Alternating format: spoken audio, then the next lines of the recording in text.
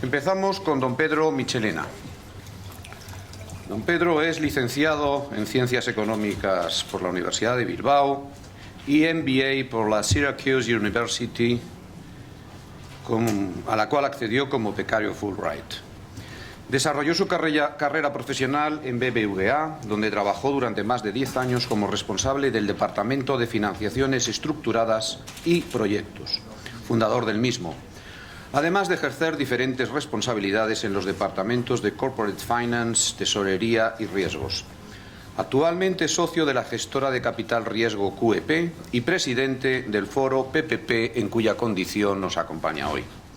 Asociación que recoge a empresas de los diferentes sectores relacionados con el desarrollo de las infraestructuras. Y sin más, Pedro, por favor. Muchísimas gracias, Luis. Y muchísimas gracias a la Fundación por organizar estas jornadas y por invitarme a participar en ellas. Bueno, yo teóricamente tengo que hablaros de definición de modelos, pues puedo dar un rollo impresionante. Voy a decir hacer un pequeño resumen de cuál es mi visión particular y cuál es la visión del foro. No tanto en cuanto a qué modelo es mejor o peor, yo haré una reflexión, como digo, personal, sino si esos modelos influyen en la bondad o no de la infraestructura que se va a desarrollar. Es decir, si el proyecto funciona es dependiente del modelo o hay otras variables que son tan importantes o mucho más que el propio modelo. Si hacemos una reflexión inicial sobre modelos, a mí me gusta dividir los modelos, y sé que hay mucha teoría, pero básicamente yo veo dos modelos básicos de colaboración público-privada en el desarrollo de infraestructuras.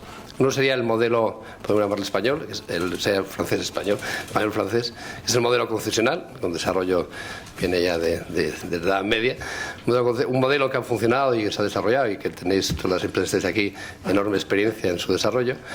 Y hay un modelo que es nuevo, el desarrollado por los ingleses, con la habilidad que tienen los ingleses para estructurar algo y luego venderlo, empaquetarlo y venderlo por el mundo, que es el modelo del Private Finance Initiative, y que se ha llamado modelos de colaboración público-privada, como si la concesión no fuera. Es decir, por eso cuando habla de colaboración público-privada como modelo, siempre hay que tener cuidado, porque la concesión es el primer modelo que se desarrolló probablemente en el mundo y en el que España tiene más experiencia y las empresas que lo han desarrollado también. Pero es cierto que cada uno de los modelos, yo no pondría a confrontar uno contra otro, los diferentes modelos, estos dos grandes modelos de colaboración, tienen su razón de ser, responden a diferentes momentos en la historia, diferentes infraestructuras y responden también a diferentes asignaciones de riesgo, como veremos luego. Y por lo tanto, los dos siguen teniendo cabida. Me parece que el modelo concesional español es válido, tremendamente válido. De hecho, las empresas españolas, tanto de construcción como de ingeniería, lideran el mundo en el desarrollo de obra civil, precisamente porque el modelo concesional funcionó. Y digo funcionó porque ahora está en el derecho. Tenemos que volver a revisarlo porque yo creo que hay problemas que no han funcionado excesivamente bien en los últimos años. Y ese modelo ha permitido desarrollar, como digo, infraestructuras. Tenemos autopistas, hospitales, hemos desarrollado modelos de agua, de gestión de agua, y tenemos empresas que lideran el mundo en ese desarrollo. Luego funcionó. El modelo inglés es un modelo que nace como una necesidad de desarrollar infraestructuras con una limitación de presupuestaria. Es el momento que Thatcher comienza su elaboración, que lo toma curiosamente el Partido Laborista cuando llega al poder y lo desarrolla exponencialmente en la época de Tony Blair. Y funciona, es un modelo en el que la cooperación es desde el inicio. ¿Cuál es la gran diferencia entre los dos modelos? La concesión es el ente concedente el que hace todo el desarrollo, define el modelo, define el proyecto hasta casi sus últimas consecuencias, con el trabajo de las ingenierías aquí presentes. Hace un proyecto en el que el oferente intenta, el concedente lo que intenta definir es minimizar los costes de construcción, minimizar el proyecto, maximizar el valor, en todo caso para la administración y para ellos mismos, con un modelo en el que se analiza, en el que el proyecto ya está definido. Hay pocas variantes y desde luego el valor de las variaciones es limitado. Por eso en ese proceso los que lideraron las concesiones eran las empresas constructoras, lógicamente, porque ya la parte de ingeniería estaba realizada en su mayor parte por la administración. Eso permitía que una vez el proyecto se definía, ese proyecto se ejecutaba relativamente rápidamente comparado con el modelo el inglés. ¿Por qué? Porque el proyecto, como digo, estaba definido. Una vez que se concedía, se buscaba la financiación, y en ese proceso de búsqueda de financiación empezaba ya la construcción. Y eso permitía hacerlo mucho más rápidamente de lo que eran modelos ingleses, que hay proyectos que han estado casi 2 años. Desde que se alía el primer proyecto, la idea del proyecto, hasta que se cerraba el acuerdo final de concesión, iba a veces entre 1 y 2 años. Con un coste tremendo, por de todos, porque intervenían los despachos de abogados del inicio, intervenían los bancos o siguen interviniendo. Pero tiene alguna ventaja, que el proyecto, una vez definido, una vez terminado, con mucho más caro, con mucho menos competencia, porque no es un proyecto, los proyectos se hacían consorcios ad hoc, y nunca más de tres licitantes, porque es carísimo el proceso. Pero que una vez definido y terminado, ese proyecto era viable. Seguro. ¿Por qué? Porque contaba con la financiación, no se cerraba hasta que la financiación estuviera cerrada. Y esa, en los años, si volvemos unos años atrás, en España, a principios de la década de los 2000, incluso en los años 90, el problema es que la financiación, y aquí hay algunos ilustres banqueros que están en la sala, el problema de la financiación no existía, los proyectos se financiaban, casi cualquier proyecto se financiaba. Cuando ese problema no existía, realmente la concesión era mucho más ágil, mucho más barata en el desarrollo y mucho más ágil. Cuando la financiación pasa a ser un problema, el modelo de colaboración público-privada, de llamarlo en inglés, empieza a tener más sentido, porque la definición del proyecto, no solo va a jugar la ingeniería, va a jugar un papel muy importante en la definición del modelo. Se va a construir algo que se va a mantener durante 30 años. Luego, en el proceso de definición del proyecto, en el diseño del proyecto, está el que lo va a explotar durante 30 años. Porque hay veces, proyectos de carreteras no es tan importante, pero hay proyectos donde claramente la operación y mantenimiento, el hacer una operación y mantenimiento eficiente, requiere que en el diseño se haya fijado cuál es el modelo, el proyecto que se quiere definir. Pues imaginaos un hospital que durante 25 años tiene que explotarse y tiene que mantenerse. Claro, es decir, en la definición del propio proyecto es esencial para saber si está operando y manteniendo adecuadamente. Y para que el que opere tenga la seguridad de que ese proyecto va a ser capaz de hacerlo en los términos que recogen la concesión. Por lo tanto, digo que el modelo, yo nunca he sido maximalista, me parece que la concesión sigue siendo tremendamente válida, pero tenemos que darle una vuelta en muchos términos, o bien cambiar algunos términos de la concesión, o irnos, en algunos casos, analizar algo intermedio de la colaboración público-privada, sabiendo que tiene sus pegas. Tiene sus pegas de coste y sus pegas de falta, probablemente en algunos casos, de competencia. Pero si esos son los dos grandes modelos, cuando bajamos al terreno, el siguiente paso es definir, muy bien, definimos un modelo, y definido el modelo, ¿cuál es el siguiente que tenemos que definir? La asignación de riesgos. ¿Sí? Independientemente del modelo, si vamos por un modelo concesional o un modelo de colaboración público-privada, el último término, lo más importante no es el modelo que hayamos elegido. El último término es qué modelo de asignación de riesgos queremos hacer. Porque en esa definición está la viabilidad del propio proyecto. Y ahí yo creo que la experiencia, y es un tema que hemos desarrollado bastante en el foro, estamos haciendo un trabajo analizando diferentes concesiones que han pasado en España en los últimos 10 años, con algunas de las concesiones que han ido mal y con otras que han ido bien, porque hay que analizar los dos temas. ¿Cuáles son las razones? El modelo no importaba, no importa si un modelo de concesión es un modelo de... Lo que importa es si la asignación de riesgos era la adecuada. Y mucho más importante que eso es, analizando los modelos, en esa asignación de riesgos, y hago un resumen rápido para que no nos perdamos. Ahí hay dos modelos básicos de asignación de riesgos. Asumiendo que el riesgo de construcción se transfiere siempre, y aquí luego hablaremos un poco del riesgo de expropiación, incluido el riesgo de expropiación, como ha pasado en España. Asumiendo que se transfiere, por definición, porque si no, no habría asignación de proyectos, el siguiente paso es ¿qué riesgo transferimos en la explotación? ¿Riesgo de demanda o un riesgo de lo que llamamos de disponibilidad? Bueno, y esa definición ya de primera ya implica una definición de asignación de riesgos clarísima. Y en esa definición habrá que considerar el propio proyecto, es decir, no es lo mismo hacer un hospital que una autopista, habrá que analizar las circunstancias del mercado en cada momento. Y ese proceso de definición es un proceso anterior, pero es independiente, digo, del modelo de gestión que hayamos elegido. Pero definido el modelo, tanto el modelo de demanda como quién es el que paga la infraestructura, que esa es la otra decisión política, es decir, lo paga el usuario directamente, lo paga la administración, es decir, lo pagamos los contribuyentes a través de la administración concedente. Esa definición política, que en algunos casos da sentido, el tema del agua, por ejemplo, es clarísimo, ¿no? Lógicamente es el usuario el que va a pagar al final, aunque hay modelos intermedios que no han funcionado, yo creo que tiene sentido que lo pague el usuario. El modelo de autopistas de peaje o no peaje es uno de los grandes temas que tenemos en España encima de la mesa de los últimos años. Como digo, esa definición es una definición política, que los políticos definirán quién es el que paga, y esa es una definición en la que los técnicos no traemos, opinaremos, pero no tenemos. Pero una vez tomada la decisión, sí hemos hecho una asignación de riesgos, muy importante. No es lo mismo en una autopista, y eso lo conocéis muy bien, el que sea libre o que sea con peaje.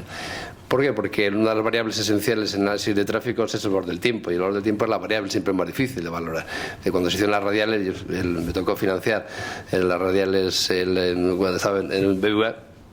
La definición del tráfico en un modelo tan complejo como el tráfico de modos de transporte de Madrid, y con un diseño de autopistas en el que era difícil saber exactamente si estaba bien diseñada, no se supo que no estaban bien diseñadas hasta que empezaron a funcionar. Después de que empezaron a funcionar, pues no estaban bien diseñadas, pero efectivamente el modelo no era tan sencillo, era muy complejo. Por lo tanto, llegar a esa definición era difícil. No me sacas todavía tarjeta, ¿no? Perdón. Te saco la primera. Sácala bien. Básicamente, como digo, es el modelo de demanda, un modelo de disponibilidad, como digo, es mucho más a infraestructuras, es un modelo de definición ad inicio, y por lo tanto en cada caso se definirá su viabilidad. ¿Qué ocurre? Que en el modelo concesionario español, una vez definido en los pliegos y adjudicado a obtener la concesión, va al mercado a financiarlo. Y en ese proceso de financiación, pues como digo, hasta el año 2006 todo era financiable y ahora no. Y por lo tanto, que esa función de financiación no esté incluida en el proceso de concesión es un problema, y está siendo un problema enorme. Y ahí estamos viendo proyectos que se han adjudicado que no están financiándose. ¿Y va a seguir pasando eso? Sí, mientras no sigamos un modelo en el que se asegure que esa viabilidad está ahí. Está bien. Digo, si el modelo de demanda y el modelo de disponibilidad son los dos modelos básicos de asignación de riesgos, ¿qué es lo que ha pasado en los últimos años en España y cuál es mi previsión de futuro? ¿Qué es lo que ha pasado? ¿Por qué estamos leyendo todos los días en la prensa? ¿Qué ha pasado con las autopistas de peaje? ¿Qué ha pasado con aeropuertos que no hay ningún avión? ¿Qué ha pasado con algunos proyectos que han fracasado? Y que hay algunos tranvías, por ejemplo, en el caso de tranvías es un caso que a mí me parece muy interesante. Hay tranvías que son un desastre, pero hay tranvías que funcionan muy bien. Poner otro día en el foro estábamos analizando el tranvía de Zaragoza. Bueno, pues es un modelo perfecto en el que hay una demanda enorme que está funcionando muy bien y en el que se está pagando perfectamente el proyecto, pero es que además está haciendo un servicio público, que era el objetivo inicial. Y sin embargo hay otros, hay que dar nombres, que conocemos todos, proyectos que están siendo fracaso. Por lo tanto, el problema no está en toda la infraestructura. Entonces, si la asignación de riesgos es esencial, ¿dónde están los problemas que hemos vivido? Bueno, para mí hay tres factores esenciales que marcan la viabilidad de un proyecto. Y el primero, y es un tema que algunas entidades financieras me comentaban, cómo ha cambiado la mentalidad de los bancos en la financiación. El primero es que el proyecto tiene que ser un proyecto absolutamente necesario, es decir, tiene que tener sentido en sí mismo. Es decir, yo creo que hemos desarrollado demasiados proyectos en este país sin realmente un sentido económico. Sentido económico social, en fin, conjuntamente. Pero el social yo creo que hay que valorarlo con números.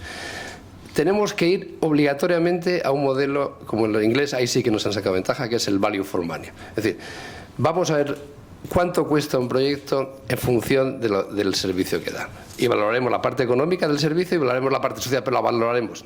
Tenemos la obligación de valorarlo. Es decir, no podemos hacer infraestructuras que sean el capricho de la última capricho que se ha ocurrido a alguien porque había un aeropuerto ahora y él también quiere tener un aeropuerto. Tenemos que valorar obligatoriamente, porque además ahora estamos en una situación que ya no hacemos ninguna, pero cuando empecemos a hacer, y yo espero como comentaba con Luis, esperemos que pronto empecemos a hacer infraestructuras, porque empieza a venir problemas de infraestructuras en este país. Cuando empecemos a hacer, tenemos que hacerlo bien. No puede ser que hagamos infraestructuras en la que no se calcule el value for money. Tiene que ser obligatorio. Es decir, no puede hacerse ninguna infraestructura sin se valore cuál es el valor económico de esa infraestructura, cuál es el valor social de verdad, medido en términos reales, el valor social de esa infraestructura y cuánto cuesta. Y en eso tomaremos decisiones de modelos alternativos. No tiene sentido probablemente mandar el AVE, y no quiero decir ningún nombre, a un sitio si se puede hacer una carretera que va a hacer las mismas funciones y es mucho más eficiente. Y un buen sistema de autobuses que funciona eficientemente y nos cuesta la quinta décima, una décima de lo que iba a costar otro, y da el mismo servicio. Entonces, ese tema es un tema, yo creo, esencial que tenemos que replantearnos de inicio. Yo creo que además las ingenierías tenéis un papel muy importante que hacer en esa definición de modos. Esa es la primera parte esencial. El segundo es, hay riesgos que no los considerábamos y que han aparecido. Y tenemos que dar una solución, el riesgo de expropiación. El riesgo de expropiación es un riesgo, sinceramente, yo he estado financiando infraestructuras durante más de 10 años. Y los riesgos de expropiación no los considerábamos. Cuando íbamos con un concesionario y nos decía que el riesgo de expropiación era X, pues para nosotros era X, porque él tenía experiencia, llevaba haciendo expropiaciones durante 20 años y era X. Y de repente nos hemos encontrado que era 5X, pero no X por 1,2. Es que conocéis las autopistas de Madrid, el Vox Populi y la de Toledo, el aeropuerto, donde el coste de expropiación está siendo, pues todavía no se sabe todavía las últimas cifras, entre 3 y 5 veces el presupuesto previsto. Y el presupuesto previsto no se lo ha inventado nadie, estaba bien hecho, era un presupuesto en base a la calificación de los terrenos del Estado. Ese tema es un tema que está encima de la mesa y ahora ningún proyecto, y cuando digo ningún proyecto que necesite hacer expropiaciones en zonas cercanas a zonas urbanas va a ser financiable, ninguno. Ese riesgo, porque nada va a ser nadie, va a decir, los bancos van a pedir que sean los sponsors van a decir que es un riesgo inasumible y por lo tanto no va a ser financiable. Luego hemos creado un problema de una vía, tenemos que darle una solución. Hay otro problema que tampoco existía, nadie lo consideraba en los desarrollos de proyectos, que era que el que fuera a pagar no tuviera dinero para pagar. Es decir, que el ente concedente, en los casos de pago por disponibilidad, peaje sombra, etc., no fuera a pagar. Pues no, era una variable, por lo mismo que en el caso de las renovables, nadie considera tampoco que iban a cambiar el modelo 5 veces en los últimos 3 años, nadie consideraba que era una variable. Hombre, había un caso, hablabas de algunos ayuntamientos si había que tener problemas, pero en general, que una comunidad autónoma se planteara a alguien que no fue a pagar, te miraban, ni en el comité de riesgos más duros nadie se planteaba esto. ¿Y qué ha pasado? Pues que es un tema, está encima de la mesa, no es público, pero ahí sabéis todos, igual estáis en algunos casos donde está habiendo problemas de pago, se retrasan pagos. Claro, esa variable que no existía, pues hay que dar una solución, porque el problema está ahí y va a estar durante tiempo. Desgraciadamente va a haber comunidades autónomas, hay ayuntamientos que no van a poder atender los pagos porque no tienen financiación. O van a ir retrasándolos. Claro, un proyecto en el que se van retrasando los pagos, en el que la financiación tiene una fecha determinada de pago, pues tienes un problema muy gordo. Y todo ese tema queda una solución. Y hay soluciones, porque en Estados Unidos le dieron soluciones. Los llamados municipal bonds tienen en garantía, cuando se hace una infraestructura, una interceptación de flujos que llega del Estado. El Estado va a pagar y cuando si el ayuntamiento no ha pagado, le intercepta el flujo y lo manda directamente al concesionario. Hay formas de hacerlo. Por lo tanto, tenemos que dar una reflexión en ese tema que no estaba.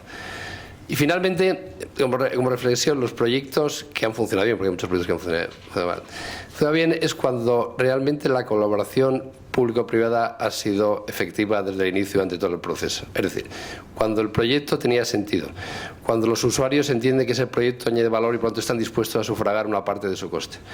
Cuando el concesionario tiene experiencia suficiente y lo ha demostrado y además está implicado realmente en el desarrollo del proyecto, en todos esos casos el proyecto ha funcionado. Cuando alguna de esas variables se rompe, el proyecto deja de funcionar. Así que ya me cortan ya. Gracias a todos.